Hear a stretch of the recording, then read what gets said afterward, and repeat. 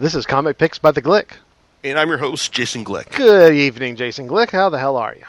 I'm doing fine. Better today than I have been for most of this week. Just fighting off illness, as I understand you have too, John. Oh yes, we're all fighting viruses, and I'm not talking about the ones you get on your computer. I'm talking about those evil ones that enter your bloodstream and make your life miserable for a few days. Yes, that's where I'm at. So, and I think that's pretty common. No, don't have the measles or anything like that. So. No, it's just a regular flu out here. Yeah, it's that season. 'Tis the season for the flu, fellas, and that's just the way it goes. So what do you have on tap for us tonight, sir? Okay, this week going off into the margins of both X-Men and Marvel continuity to talk about a series that I originally predicted was going to be the comic book equivalent of commercial suicide for. It's like, for the X-Men and Marvel Comics in general. Because when I heard this, they were making a series. This is gonna be the series' new focus. But man, no way does this last more than 12 issues. And I'm talking about X-Men Legacy by Spurrier. Now, Spurrier has done a lot of weird stuff over the years. He was actually responsible for the better than I was expecting one-off involving the X Club for the. For the Second Coming crossover, and he's also done his other work such as Gutsville with Fraser Irving, which involved a Puritan community living inside a whale. So the dude has an imagination, and it's also kind of it would also seem like it's not like the kind that's very suited to a commercial superhero franchise. And so when it was announced that he would be taking over the reins on X-Men Legacy after it was being relaunched as part of the whole Marvel Now initiative, and that it was going to be focusing on Professor X's son, Legion, I thought, yeah, okay.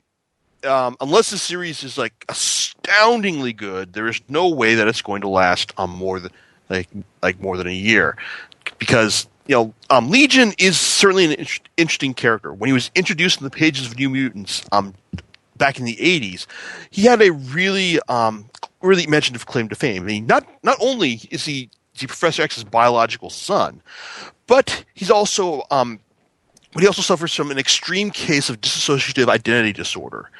This being a superhero universe, all of his personalities have their own superpower.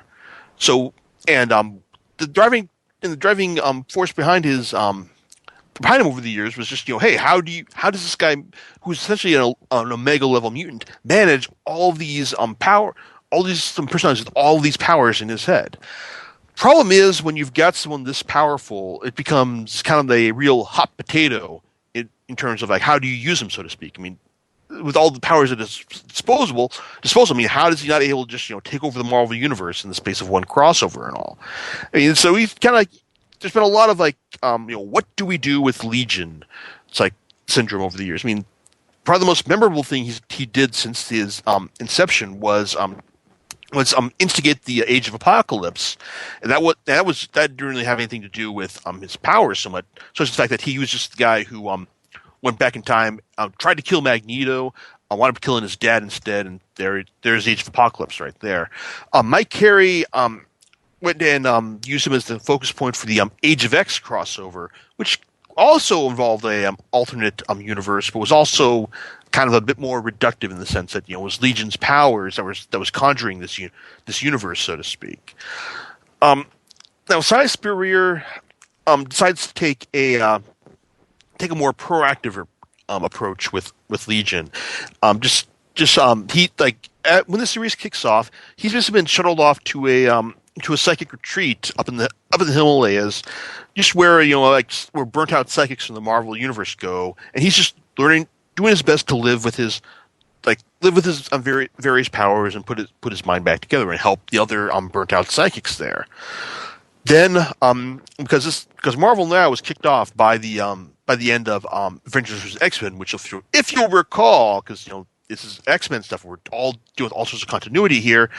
This is when Cyclops, under the influence of the Phoenix, killed Professor X. So once when Legion gets the second impression that reveals this to him, see no more psychic retreat. Lots of dead psychics were there, and a lot of people from like like see a lot of angry Chinese army people out to get him for this for what he's done as well. But he's also rescued by by an entity who appears to be nothing more than a pair of eyeballs with a personality, and this all eventually leads him back to the Jean Grey school, and with stopover in Japan too. But it's all in the first volume. Basically, it's all about Legion getting his bearings, finding out what he wants to do with his life, and it's like, and also just establishing the fact that he views the X-Men as being horrendously ineffective. So this being a paramilitary group in spandex trained by his dad, who never accomplished much. Now, this cynicism, it's okay. Yeah, I can see that. The X-Men have been fighting for mutant rights over the past 50 odd years now. No, they haven't, and mutant rights haven't really been getting any better. But hey, this is superhero comics. If they actually did succeed, there wouldn't be any more stories to tell. So it's kind of that whole suspension of disbelief that you have to accept if you're going to get into them in the first place. When you start chipping away at that suspension of disbelief, as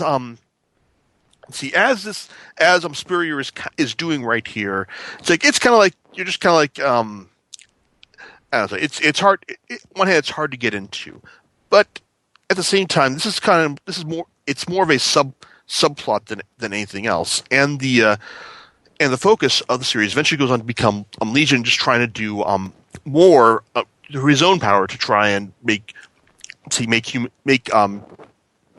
world a better place for mutants. The what makes the series interesting is how he goes about his proactive approach. I mean, there are interesting one-offs where he encounters mutants with weird powers. One who has the ability to be an unconscious glory hog. And whenever anyone achieves anything, this kid gets credit for it. Another guy, he's apparently huge psychic presence who's been living on the moon and reads an anti-mutant book and decides, hey, I'm going to go ahead and kill everyone. It's like kill all the mutants because they're obviously the problem here. Also, what do we do about mutant hating churches as well? Stuff like things like that. I mean, it's interesting seeing the approach Legion takes, which more often than not involve unconventional. I didn't see that coming type solutions to these problems. In fact, when he goes into this one facility in San Francisco, where he finds out that they're basically trying to I'm using this pill that basically lobotomizes mutants, preventing them from burning out the brain parts of their brain that prevent them from using their powers.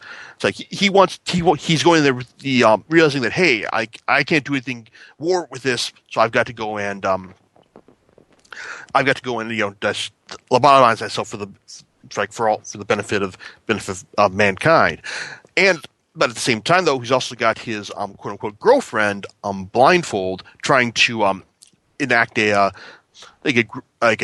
supportive group of X-Men who are trying to stop him and find out just what this anti-mutant enclave is really up to. And what they're really up to is actually kind of cool, and it'll also be of interest to people who have read Rick Remender's Uncanny Avengers. And it's one thing I want to get into is that is use of Blindfold here. Now, Blindfold was a precognitive mutant who was created by Joss Whedon during his run on Astonishing X-Men. She's got the blindfold, but all she did during his run, and pretty much everyone else who has used her afterwards, is just stand around, make cryptic comments about what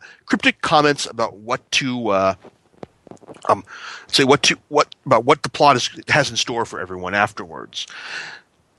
Spurrier actually is the first writer to actually dig into her give her a backstory. Someone who was raised in the deep religious South, had a virulently mutant hating brother who eventually was able to steal her powers upon his death part of her powers upon his death by lethal injection. And it's these powers he stole from her that caused him to become one of the main antagonists.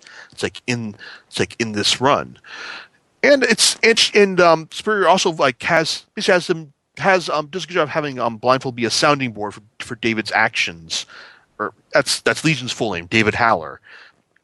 His actions over the course of this run. I mean, and to his credit, like Blindfold just does call him out on a lot of the stuff that he does. Like, what you're doing here is crazy, dangerous, and probably gonna hurt a lot of people. And David's like, and sometimes David will recognize this, and other times he'll just say, "Okay, I understand, but I was kind of just looking for your approval on this, and I've already gone ahead and done it anyway." So yeah, David's really kind of a huge, complex dick over the course of this run, but at the same time, it's interesting to see how he interacts with the core cast, and also the various escapades that Spurrier puts him through, which include wiping mutaphobic Britain off the map as he's pitted against MI13's Pete Wisdom in a pretty clever two-parter, and also coming face to face with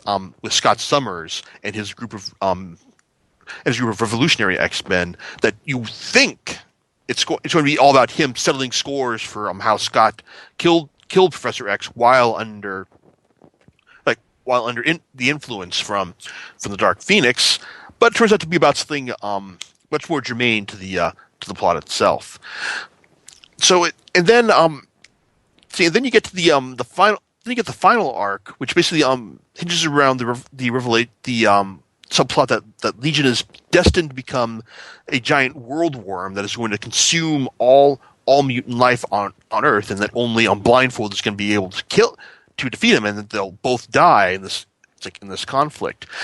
And he realizes, and how do you stop something like that? Well, the solution Legion has at the end, it's actually really imaginative, and at the same time, though, I kind of wonder, is it going to be undone by subsequent writers? I would not think so. In fact, I think that with this solution, Spurrier has done future writers a pretty good, a great service by taking Legion off the board, so to speak, in a really clever way that builds that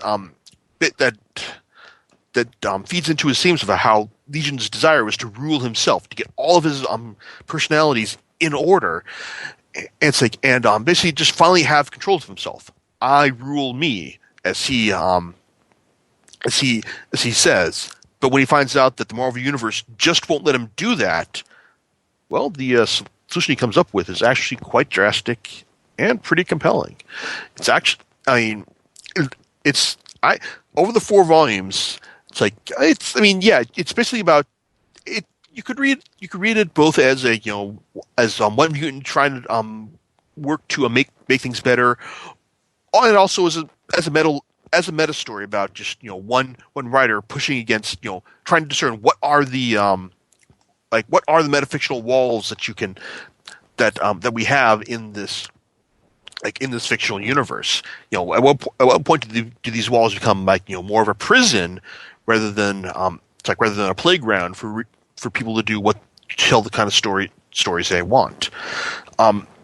Spurrier's run on Legacy here is a really interesting and ultimately compelling take on that subject. Yes, there can be a lot of pretentious bits about cynicism about the superhero genre. Lots of references to other stories. You expect plenty of references to Star Wars, even one to Watchmen too. It's over the course of this one that on one hand, yeah, you can see they're either clever, you'll either find them clever or they'll wind up grating on you, depending on how how you appreciate these kind of references like that. But overall, it's like overall I did like these four volumes. I mean, the series ran for 24 issues, twice as long as I thought it was, and it's one of the and ultimately it's a complete story. It's like you can just read these four volumes, and they end. It's like if you want, you don't need to read anything. It doesn't ask you to read any other X-Men stories after that. In fact, it's a nice self-contained story about one character and his personal struggles, which is it's in the sense it's probably good that it was as successful as it was, in the sense that if it actually caught on, then things might have they probably would have asked Spurrier to extend it beyond the story beyond its natural length, and also maybe he wouldn't be able to get away with the ending that he did. Art from the for these four volumes is produced by a grab bag of artists. The majority of it, however, is from one artist named Tan Eng Huat, who guy's got an interesting exaggerated style, and he's also got a fondness for really big foreheads in his characters. But for all the weirdness that he's called upon to draw from, either in the in the real world and all superheroes and their powers, or inside Legion's head and all the craziness of all the personalities that are running around in there, which actually had managed pretty well with the central metaphor of it being a prison and eventually breaking down over the course of the run of the series, and it's handled pretty well. Other artists like Jorge Molina, Paul Davidson, Koi Pham also contribute to the series as well, and they generally come off pretty well. It's not the it's not the most visually in each of these artists, they've all got their own distinct style. They're not great A-list superhero artists, but it's for a weird, quirky title, they fit the bill pretty well. It is worth noting though that Molina I did like Jorge Molina's art in Spurrier's X-Force a lot better than I did here, and I hope that Molina keeps that X-Force style later on. In fact, even though you probably wouldn't expect Spurrier to do a title like X-Force after he kind of demonstrated his kind of contempt or skepticism of the superhero genre. That first volume of X-Force actually turned out better than I was expecting. So even though, like I said, X-Men Legacy, Spurrier's run is a self-contained read by itself. You probably, if you liked it and wanted to see more of this strange stuff, you probably want to check out his X-Force run.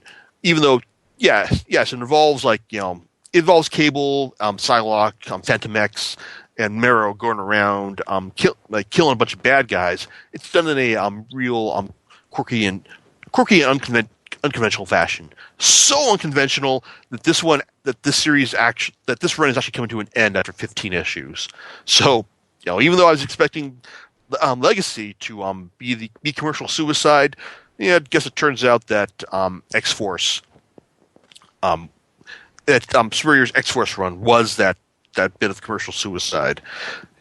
for what it's worth, anyway. So John, any thoughts on your end about all this? So basically, are you saying that this is fairly decent work, or it's okay work? If you like, it's definitely unconventional by Marvel superhero standards. I mean, if you like, I guess if you're looking for something different in your if you like stuff that takes place on the weird, dives into the weird underbelly of the Marvel universe, tell stories within the margins of the superhero genre, then you're going to be entertained. But if you kind of like regular X-Men stories, say of the kind that Bendis has been telling in his Uncanny X-Men run, then Jason Aaron's runs on Wolverine and the X-Men, or Kieran Gillen's his Uncanny X-Men run, or even say I brought up Joss Whedon's run. I mean, all that stuff is good, but it's much more conventional in terms of its approach and execution. Legacy, like I said, it's essentially a solo series focusing on one of the weirder X-Men and his powers, and it's very much focused on like the all the X-Men and mutant stuff that you don't normally see in those titles. All right. Yeah, so if you're looking for a different kind of X-Men story, then yeah, this is something you want to check out. All right. Well, do you know what you're going to be talking about next time on our podcast here? Well, unless something specific pops up, I'm actually thinking of doing something relating to the winner of France's Angoulême Grand Prix last week, Katsuro Otomo. So unless something does pop up, I may be offering my thoughts on Akira, which I kind of wanted to do for a while, but now I think that with nothing else on deck, here we go. All right. And we'll catch you next time on Comet Picks by the Glick. Later. All right, bye.